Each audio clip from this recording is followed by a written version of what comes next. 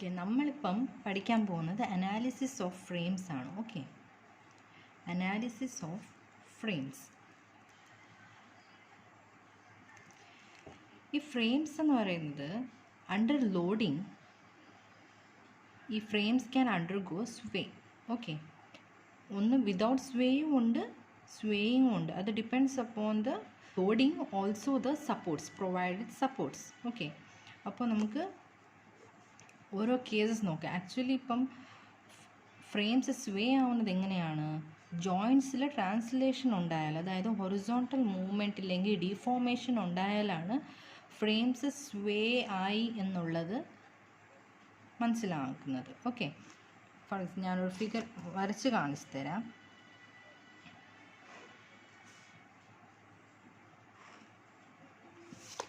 ഇതൊരു frame. Okay,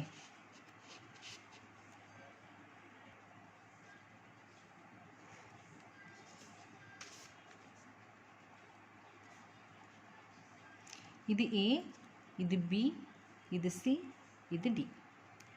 ഇപ്പോൾ ഇവിടെ ഒരു ലോഡ് ആക്ട് ആയിട്ടുണ്ട്, point load. For example let's say point load. Okay, point load ഈ ഡയറക്ഷനിൽ ഇങ്ങനെ ആക്ട് ചെയ്യുമ്പോഴത്തേക്ക് ഈ കോളംസ് ഡിഫോം ചെയ്യും, അതായത് ഇങ്ങനെ ഹൊറിസോണ്ടൽ ഡിഫോർമേഷൻ ഉണ്ടാവും. ഇതിനാണ് സ്വേ എന്ന് പറയുന്നത്. Okay,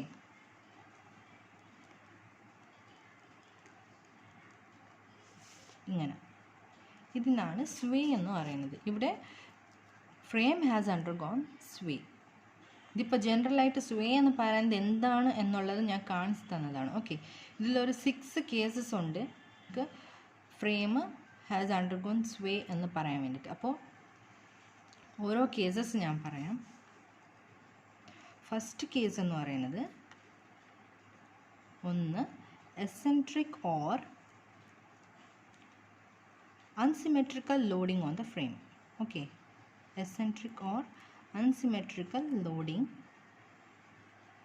on frame.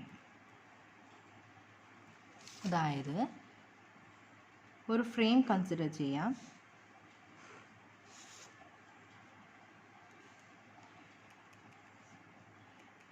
ഓക്കെ, ഇത് എ, ഇത് ബി, ഇത് സി, ഇത് ഡി. ഇവിടെ ഒരു ലോഡ് ആക്ട് ആവുന്നുണ്ട്, അതായത് അൺസിമെട്രിക്കൽ ലോഡിങ്. ഇതാണ് നമ്മുടെ ലോഡിങ് ഫ്രെയിം എന്ന് പറയുന്നത്. ഓക്കെ, ഇവിടെയാണ് മെജോറിറ്റി ലോഡ്സ് ഒക്കെ ആക്ട് ചെയ്യുന്നത്. അപ്പോൾ ഒരു പോയിന്റ് ലോഡ് W അസ്യൂം ചെയ്യാം. അറ്റ് ഡിസ്റ്റൻസ് എയും ബിയിലുമാണ് ഈ ലോഡ് ആക്ട് ചെയ്തിരിക്കുന്നത്. ഇങ്ങനത്തെ കേസസിൽ സ്വേ ഉണ്ടാവും എന്നാണ് പറയുന്നത്. അപ്പോൾ ഡിഫോർമേഷൻ ഉണ്ടാവും. ഇതാണ് ഒരു കേസ് എന്ന് പറയുന്നത്. Okay, eccentric or unsymmetrical loading on the frame. For example, ഇത് 1ഉം ഇത് 3ഉം ഡിസ്റ്റൻസ് ആണെന്ന് വെച്ചു. ഇങ്ങനത്തെ ഡിസ്റ്റൻസിൽ, അതായത് ഹാഫ് ഓഫ് ദ ലെങ്ത്തിലായിരിക്കത്തില്ല ലോഡ് ആക്ട് ചെയ്യുന്നത്. അങ്ങനത്തെ കേസസിലായിരിക്കും സ്വേ ഉണ്ടാവുന്നത്. ഓക്കെ, ഇനി നെക്സ്റ്റ് കേസ്, സെക്കൻഡ് വൺ എന്ന് പറയുന്നത് unsymmetrical shape of the frame. Okay, unsymmetrical shape of the frame.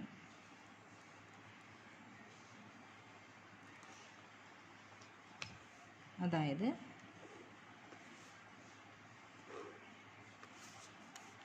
ഇങ്ങനെ ആയിരിക്കും നമ്മുടെ ഫ്രെയിം. ഓക്കെ, ഇത് എ, ഇത് ബി, ഇത് സി, ഇത് ഡി.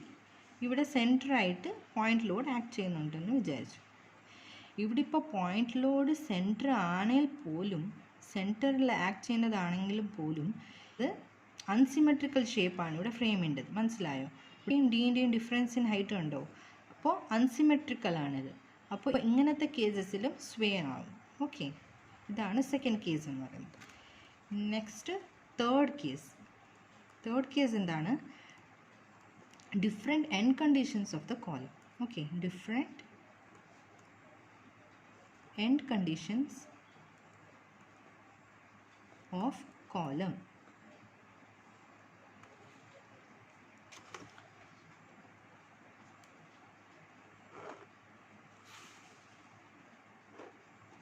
അതായത് ഇങ്ങനെ ആയിരിക്കും ഫ്രെയിം. ഓക്കെ, ഞാൻ കാണിച്ചു തരാം. വെയിറ്റ്. ഒരിടത്ത് ഫിക്സ്ഡും ഇനി ഒരിടത്ത് സൈഡിൽ ഹിഞ്ച്ഡും ആയിരിക്കും. ഓക്കെ, ഇത് എ, ഇത് ബി, ഇത് സി, ഇത് ഡി. ഒരു ലോഡും ആക്ട് ചെയ്യുന്നുണ്ടെന്ന് വിചാരിക്കാം. ഓക്കെ, ഇവിടെ എൻഡ് കണ്ടീഷൻസ് എന്താണ്? ഒന്ന് ഫിക്സ്ഡും ഒന്ന് ഹിഞ്ച്ഡും. ഫിക്സ്ഡിൽ പ്രോബ്ലം വരത്തില്ല, അതുപോലെ തന്നെ ഉണ്ടായിരിക്കും. പക്ഷേ ഹിഞ്ച്ഡ് സപ്പോർട്ട് ഉള്ളതുകൊണ്ട് സ്വേ ഉണ്ടാവും. ഇതാണ് ഇനിയൊരു കണ്ടീഷൻ എന്ന് പറയുന്നത്. Okay, different end conditions of the column.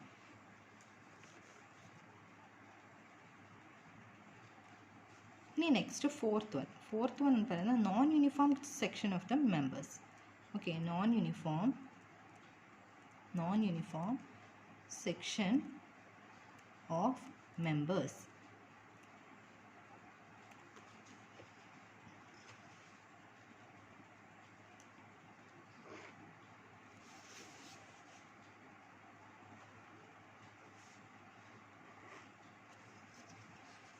Okay, ഇവിടെ എന്ന് വെച്ചാൽ നമ്മുടെ ഫ്രെയിം സിമെട്രി ആയിരിക്കും. ഓക്കെ, സിമെട്രി ആയിരിക്കും, അതോ ആവാതെ ഇരിക്കാം. ഇവിടെ സെൻട്രലായിട്ട് പോയിന്റ് ലോഡ് ആക്ട് ചെയ്യുന്നുണ്ട്. ഇത് എ, ഇത് ബി, ഇത് സി, ഇത് ഡി. ഓക്കെ, സിമെട്രി ആയിരിക്കും, പക്ഷേ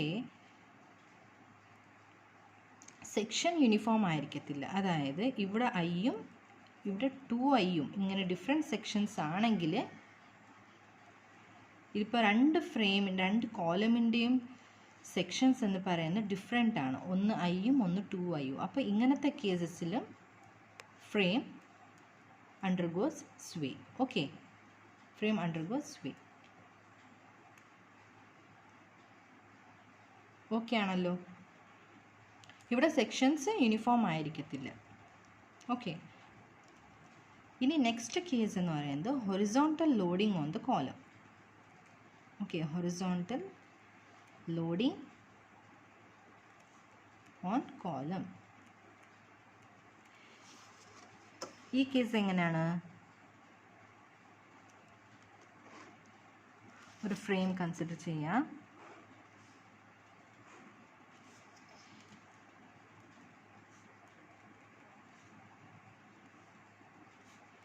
ഇവിടെ ഈ കോളമിൽ മാത്രം, ഒരു കോളമിൽ മാത്രമായിട്ട് ഒരു ഹൊറിസോണ്ടൽ ലോഡ് ആക്ട് ചെയ്യുന്നുണ്ടെങ്കിൽ ഇവിടെ സ്വേ ഉണ്ടാവും. ഓക്കെ, അതാണ് ഈ കേസ് പറയുന്നത്. നെക്സ്റ്റ് ലാസ്റ്റ് കേസാണ് 6th, അതായത് settlement of supports. Okay, settlement of supports.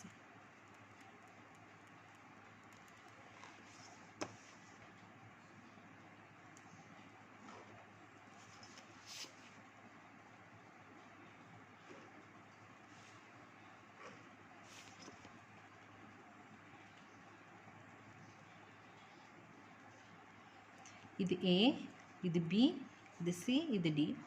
ഒരു ലോഡ് സെൻട്രലായിട്ട് ആക്ട് ചെയ്യുന്നുണ്ട്. ഓക്കെ, ഇവിടെ സപ്പോർട്ട് ഡി സെറ്റിൽമെൻറ്റ് ആയാൽ സ്വേ ഉണ്ടാവും. അതായത് ഇപ്പം ഡി ഡാഷ് ആണ് സെറ്റിൽ ആയത് എന്ന് വിചാരിച്ചു. അപ്പം ഓക്കെ, ഒരു ഡെൽറ്റ ഡിസ്റ്റൻസിൽ സെറ്റിൽമെൻറ്റ് ഉണ്ടായി. അപ്പോൾ ഈ ഫ്രെയിം എന്ന് പറയുന്നത് അണ്ടർഗോസ് സ്വേ. അപ്പോൾ ഇതൊക്കെയാണ് ഫ്രെയിം സ്വേ ആവുന്ന കേസസുകൾ. ഓക്കെ, ഇനി നെക്സ്റ്റ് നമുക്ക് ആവാത്ത കേസസ് ഒക്കെ നോക്കാം. ഒരു 3, അത് കുറവാണ്, നോക്കാം. Okay, frames without സ്വേ.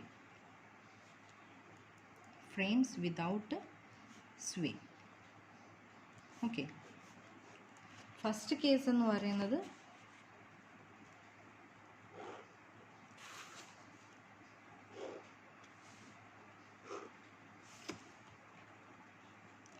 ഇതും ഫിക്സ്ഡ്. ഇത് എ, ഇത് ബി, ഇത് സി, ഇത് ഡി. ഇവിടെ ഒരു ഹൊറിസോണ്ടലായിട്ട് ബി പോയിന്റിൽ ലോഡ് ആക്ട് ചെയ്യുന്നുണ്ട്. പിന്നെ ഈ സി പോയിന്റ് എന്ന് പറയുന്നത് ഹിഞ്ച്ഡ് ആണ്. ഓക്കെ, സിയിൽ ഹിഞ്ച്ഡ് സപ്പോർട്ടും ഉണ്ട്. അപ്പോൾ ഇങ്ങനത്തെ കേസസിൽ എന്താണ്, ലോഡിങ് ബാലൻസ് ആവും. ഓക്കെ, അതായത് ലോഡ് ഇങ്ങോട്ട് ആക്ട് ചെയ്യുന്നുണ്ടെങ്കിലും സ്വേ ആവത്തില്ല, കാരണം ഈ എൻഡ് ഹിഞ്ച്ഡ് ആയതുകൊണ്ട്. ഓക്കെ, ബാലൻസ് ആവുന്ന കാരണം ഇവിടെ സ്വേ ഉണ്ടാവത്തില്ല. ഇതാണ് ഫസ്റ്റ് കേസ് എന്ന് പറയുന്നത്. ഓക്കെ, സെക്കൻഡ് കേസ് എങ്ങനെയാ? ഒരു ഫ്രെയിം കൺസിഡർ ചെയ്യാം.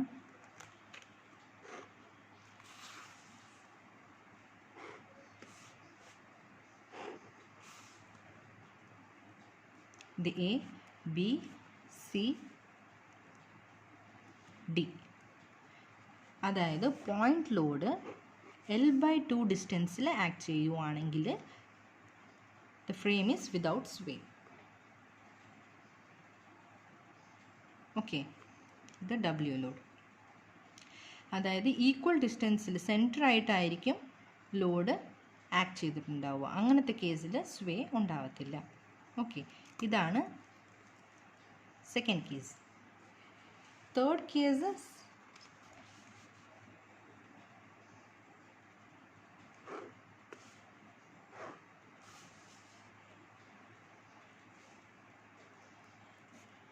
കേസിൽ വരുമ്പോൾ ഹൊറിസോണ്ടലായിട്ട്